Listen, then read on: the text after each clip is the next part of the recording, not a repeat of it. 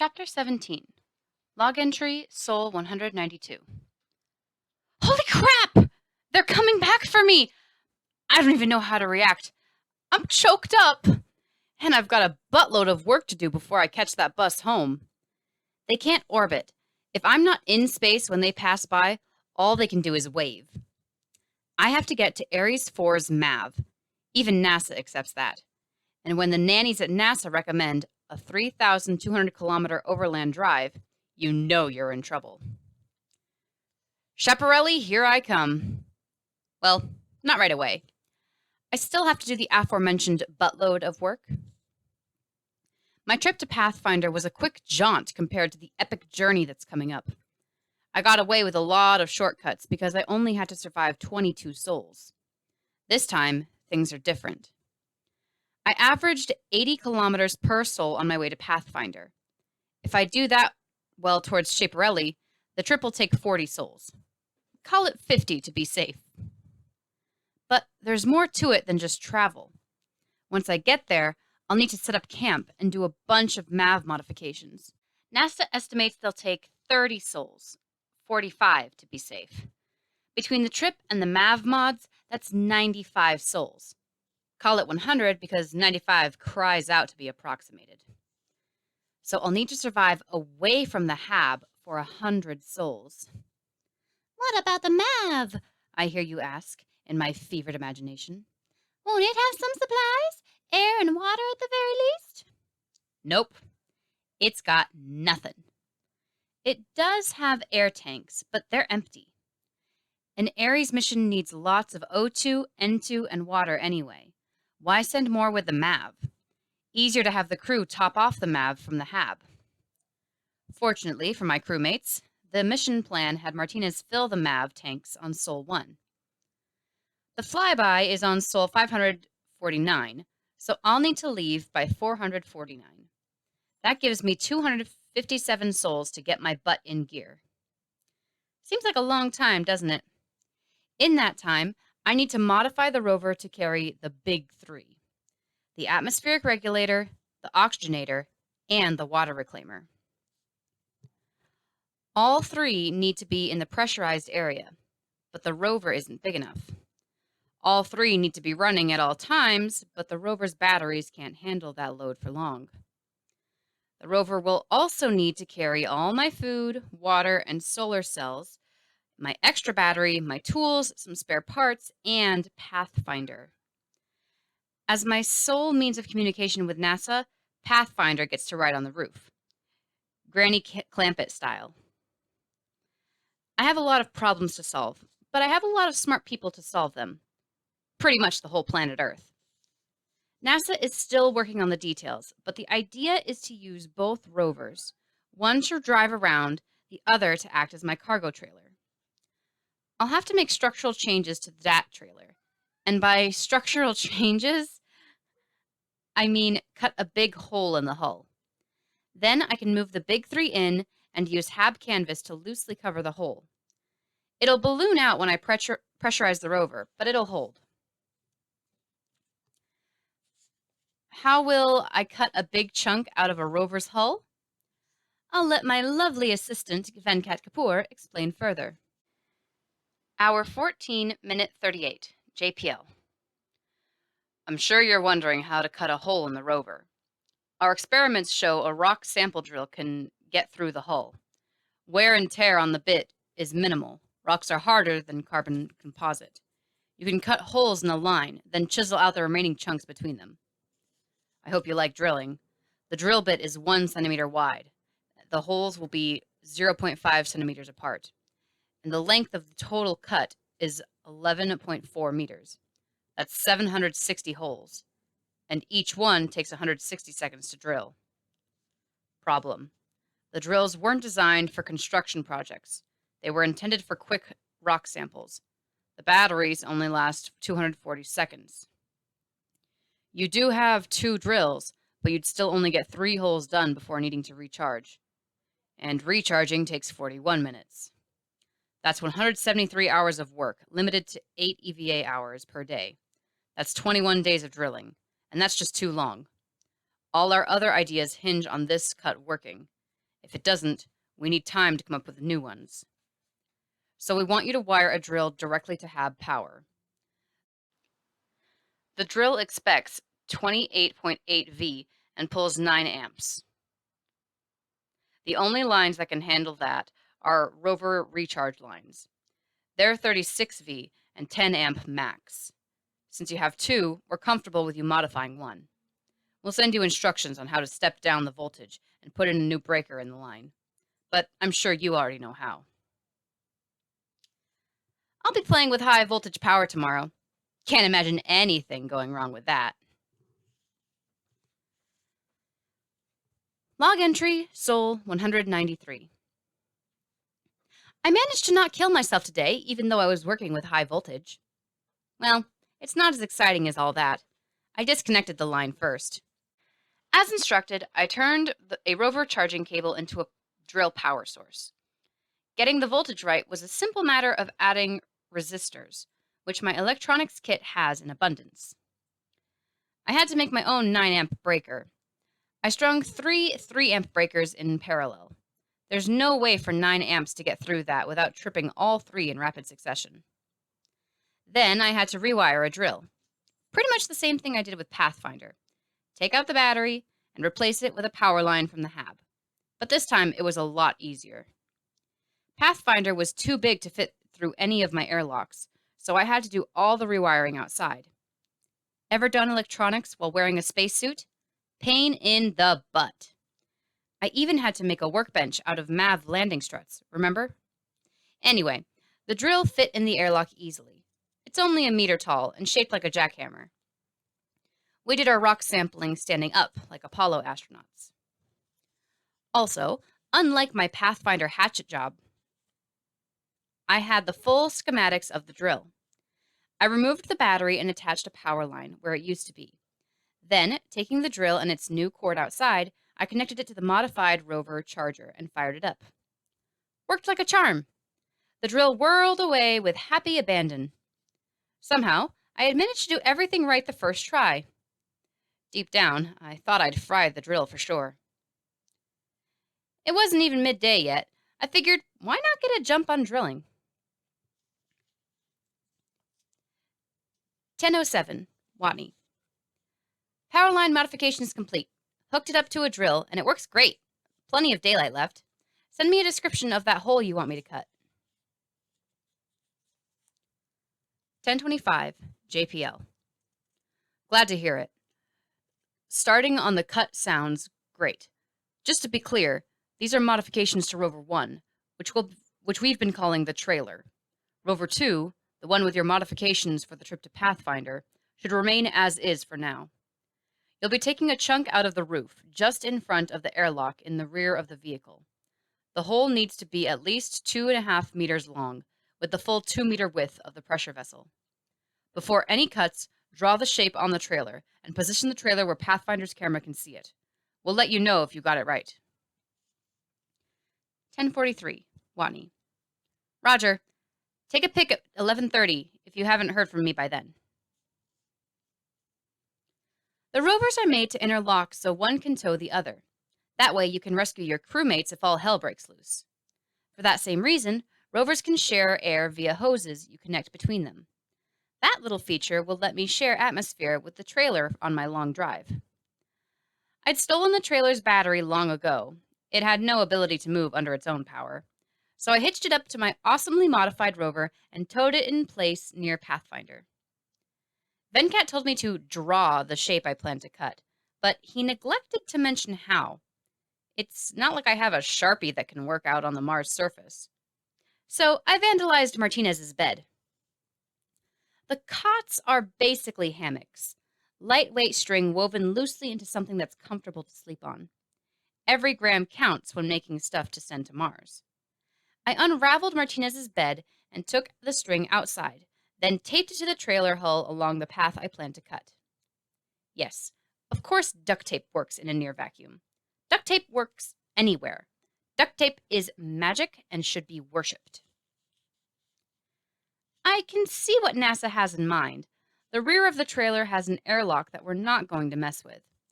The cut is just ahead of it and will leave plenty of space for the big 3 to stand.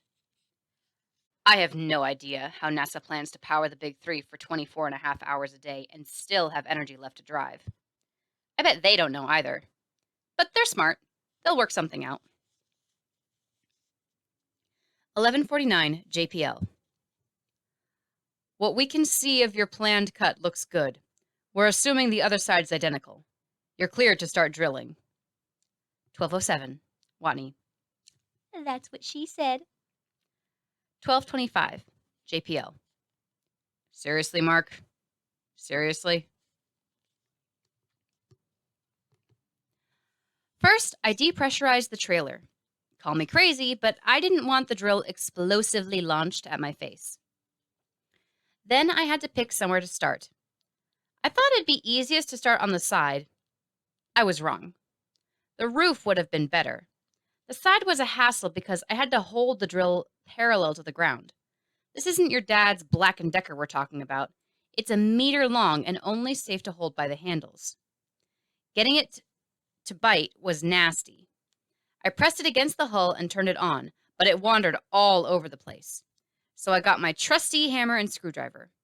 With a few taps, I made small chip in the carbon composite.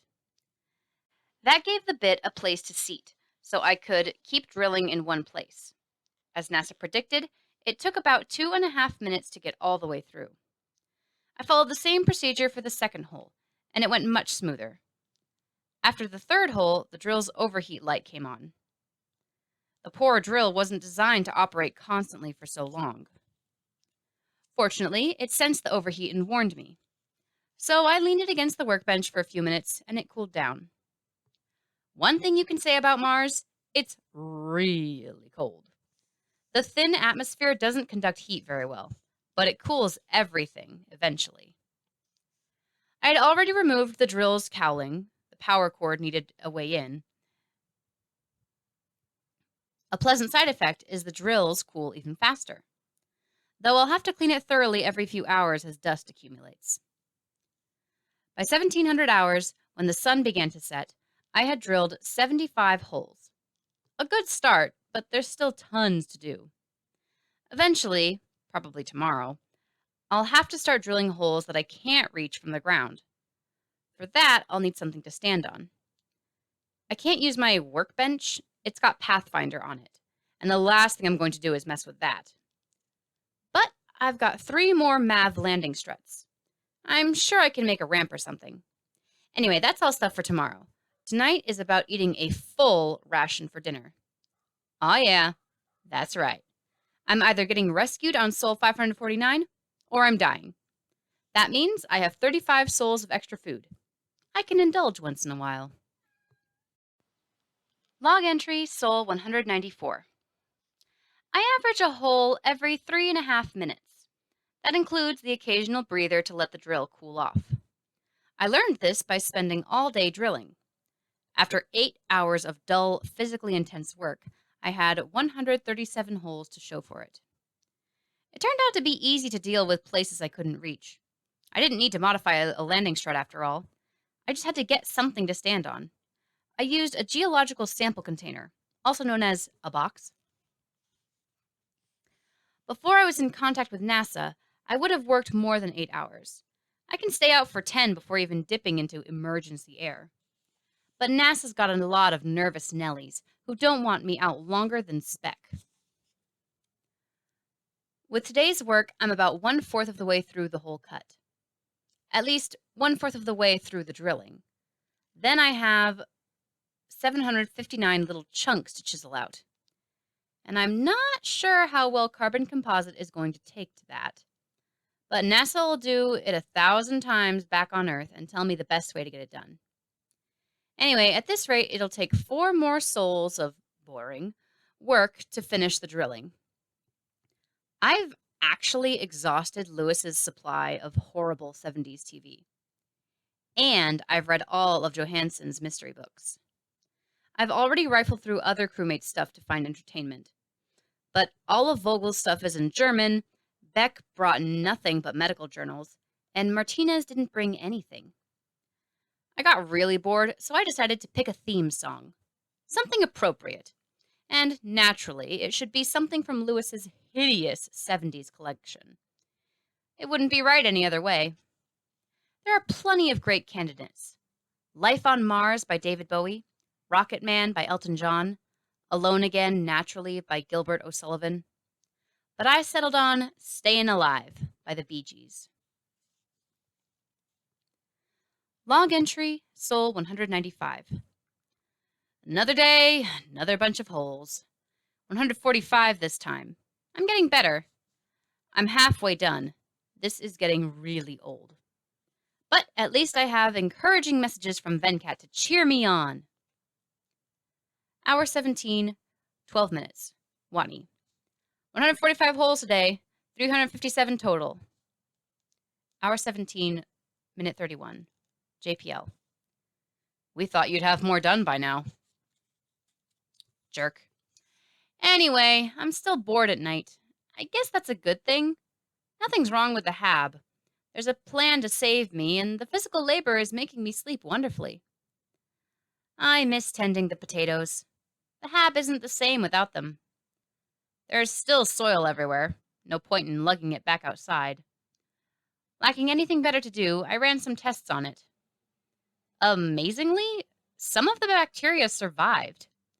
The population is strong and growing. That's pretty impressive when you consider it was exposed to near vacuum and subarctic temperatures for over 24 hours.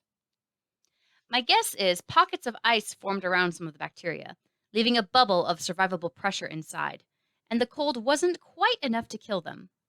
With hundreds of millions of bacteria, it only takes one survivor to stave off extinction. Life is amazingly tenacious. They don't want to die any more than I do.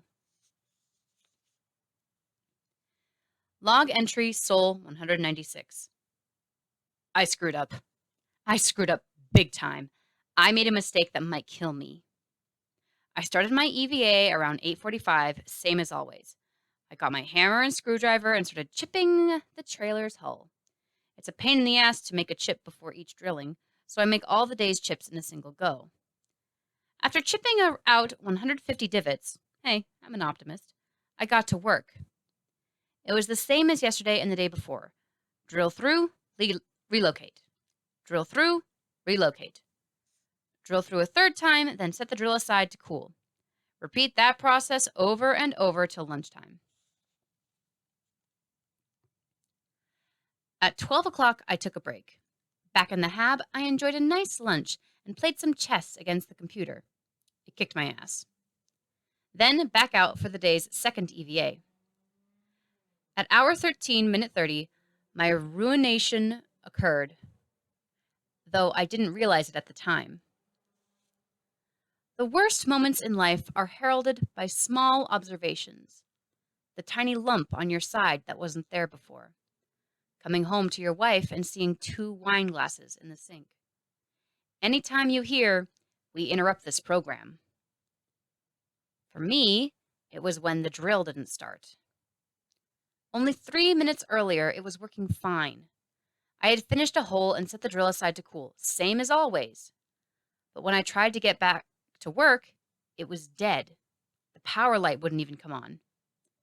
I wasn't worried. If all else failed, I had another drill. It would take a few hours to wire it up, but that's hardly a concern. The power light being off meant there was probably something wrong with the line. A quick glance at the airlock window showed the lights were on in the hab, so there were no systemic power problems. I checked my new breakers, and sure enough, all 3 had tripped. I guess the drill pulled a little too much amperage. No big deal. I reset the breakers and got back to work. The drill fired right up, and I was back to making holes. Doesn't seem like a big deal, right? I certainly didn't think so at the time. I finished my day at 1700 hours after drilling 131 holes. Not as good as yesterday, but I lost some time to the drill malfunction. I reported my progress. Hour 17, 8 minutes. Watney. 131 holes today. 488 total. Minor drill issue. It tripped the breakers. There may be an intermittent short in the drill. Probably in the attachment point of the power line. Might need to redo it.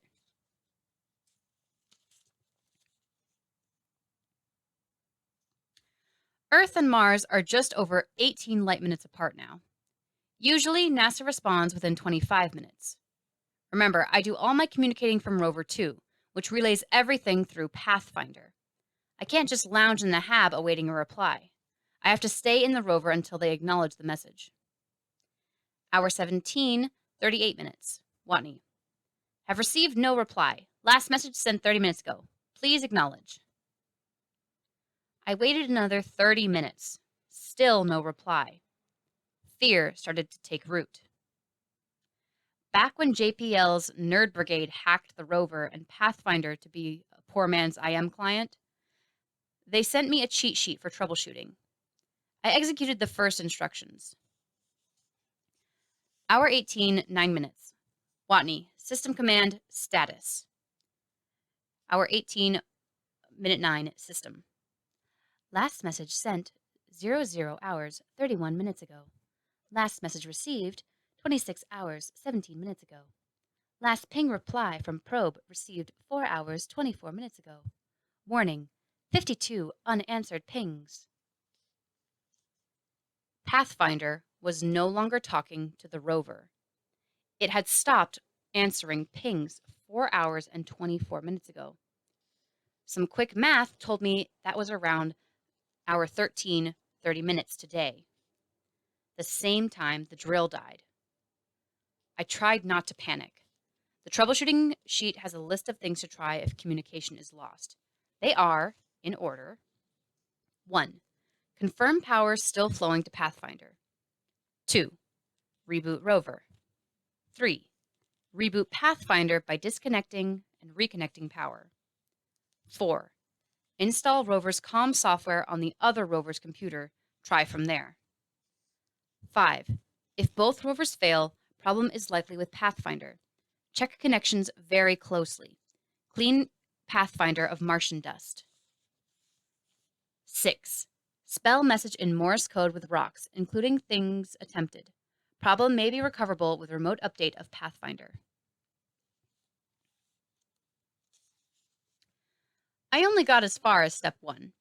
I checked Pathfinder's connections and the negative lead was no longer attached. I was elated. What a relief! With a smile on my face, I fetched my electronics kit and prepared to reattach the lead. I pulled it out of the probe to give it a good cleaning, as best as I could with the gloves of my spacesuit, and noticed something strange. The insulation had melted. I pondered this development. Melted insulation usually means a short. More current than the wire could handle had passed through. But the bare portion of the wire wasn't black or even singed, and the positive lead's insulation wasn't melted at all. Then, one by one, the horrible realities of Mars came into play. The wire wouldn't be burned or singed. That's a result of oxygenation, and there's no oxygen in the air. There was likely a short after all, but with the positive lead being unaffected, the power must have come from somewhere else. And the drill's breaker tripped around the same time. Oh, crap. The internal electronics for Pathfinder included a ground lead to the hull. This way, it could not build up a static charge in Martian weather conditions. No water and frequent sandblasting can make impressive static charge. The hull sat on Panel A, one of 4 sides of the tetrahedron which brought Pathfinder to Mars. The other 3 sides are still in Eris Valley, where I left them. Between Panel A and the workbench were the Mylar balloons Pathfinder had used to tumble land. I had shredded many of them to transport it, but a lot of material remained, enough to reach around Panel A and be in contact with the hull. I should mention that Mylar is conductive. At 13 hours, 30 minutes, I leaned the drill against the workbench. If the drill leaned against the workbench just right, it could make a metal-to-metal connection. And that's exactly what had happened. Power traveled from the drill line's positive lead, through the workbench, through the Mylar, through Pathfinder's hull, through a bunch of extremely sensitive and irreplaceable electronics and out the negative lead of Pathfinder's power line. Pathfinder operates on 50 milliamps. It got 9,000 milliamps, which plowed through the delicate electronics, frying everything along the way. The breakers tripped, but it was too late. Pathfinder's dead. I've lost the ability to contact Earth. I'm on my own.